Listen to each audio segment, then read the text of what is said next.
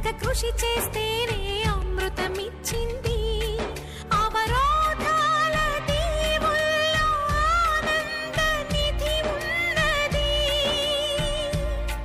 కష్టాల వారధి దాటిన వారికి సొంతమవుతుంది.